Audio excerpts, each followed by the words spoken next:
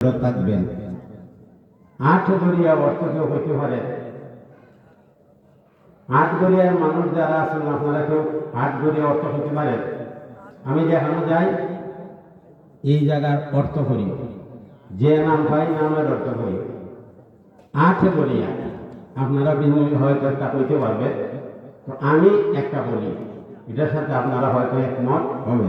আট গড়িয়া, আট অর্থ গীতা, আট সাত আট, এটা বলছে না?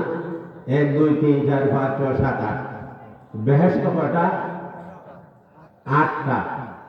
জান্নাতুল ফেরদাউস, জান্নাতুল মাওয়া, জান্নাতুল আদম, জান্নাতুল নাঈম, দারুল ফারাজ, দারুল সালাম, দারুল মাকাম, দারুল খুলদ। 8টা বেহেশত।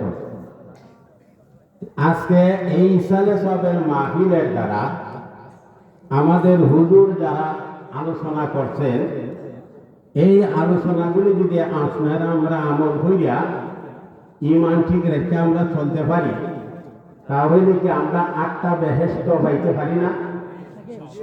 এই জন্য আপনারা গ্রামের নাম আট গড়িয়া, এটা সার্থক হয়েছে। সার্থক হয়েছে কিনা? এর হইল বড় বাড়ি। বড় বাড়ি তো আপনারা বলে ছোট বাড়ি বড় বাড়ি, যে বললাম না। মরহুমর তুমি মরহুমর তো যার উপরে আল্লাহ রহম হয়েছে, দয়া হয়েছে। হাজি হাজি যিনি হজ করছে, সাহেব আলী, সাহেব আলী ইসার শর্ত, সাহেব আলী, সাহেব অর্থ সাথী। আপনাদের উচ্চ পর্যায়ের সাথী অথবা মর্দা মুসলমানের উচ্চ পর্যায়ের সাথী, যে উনি একটা ইসালে সব মাহফিল করতেছেন ওনার নামে, আর এই মাহফিলের মধ্যে খালি উনার ইসালে সব না, মানে সারা জগতের মানুষের ইসালে সব। এই জন্য এটা সার্থক হয়েছে। ইসালে সব, ইসাল অর্থ পৌঁছাই দেওয়া, সব অর্থ নেকি। নেকি যে পৌঁছাই হইব, খালি বাচ্চা বাচ্চা আপনারা আমরা মর্দা না, সব পৃথিবীর সব মুসলমান মর্দা সবের কিনা, সবে এটাও সার্থক হয়েছে।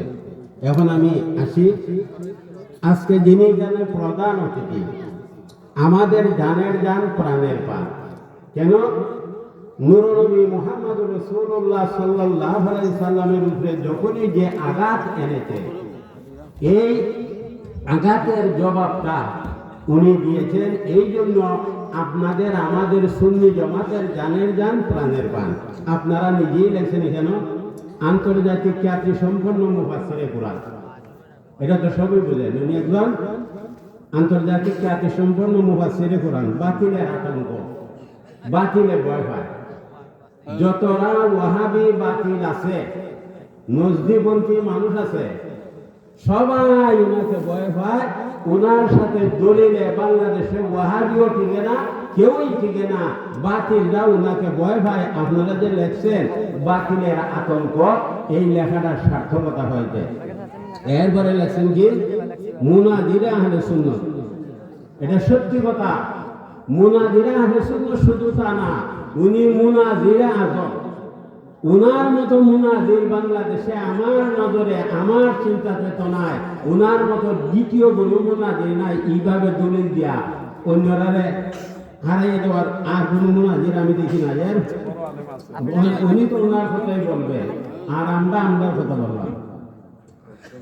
এরপরে আহলে সুন্নাত, এরপরে আপনারা লেখছেন বাহাসের জাদুঘর। বাহাসের জাদুঘর মানে ওই উনি বহসের মধ্যে বললে জাদুর মতো কথা হয়, কেউ আর কথা পাল্টাইতে পারে না। এই জন্য আপনারা বলছেন বহসের জাদুঘর। এটা সার্থক হয়েছে কিনা? ওনার ব্যাপারে আর কথায় আপনাদের কি হয়েছে? সার্থক হয়েছে। এর পরে হইল যে উনি এখন বাংলাদেশের মধ্যে দেখা গেছে অনেক সুন্নিরাও এখন নূর মানে না, আবার অনেক ওহাবিরও নূর মানে। এই পর্দায় হাজি উনি বাংলাদেশের মধ্যে যখনই কি রাসূল সাল্লাল্লাহু আলাইহি সাল্লামের নূরের উপরে যত বড় আলিম হই, এই নূরের উপরে আঘাত করছে। আর উনি এই কোরআন হাদিস থেকে দলিল দিয়া এই মাত্রের মাটির দলিলগুলি উনি প্রত্যাখ্যান করে দিয়েছেন, রদ করে দিয়েছেন। আলহামদুলিল্লাহ, আল্লাহ রাব্বুল আলামিন উনাকে হায়াত দেন। আর উনি যতদিন বেঁচে আছেন, আমরা যতদিন বেঁচে আছি, আমরা নূরের পক্ষে থাকবো না মাটির পক্ষে? আমরা নূরের পক্ষে থাকবো না মাটির পক্ষে? আমি একটা ছন্দ গাই শেষ হয়ে যাই। নূরের নবী কবরে যাবে, মাটির নবী নয়। নূরের নবী কবরে যাবে, মাটির নবী নয়। নূর নবীকে মাটি মাটি নজদিওয়ালা কয়। নূর নবীকে মাটি মাটি বাতিলেরা কয়। তাম্মাদ বিন সাহেব।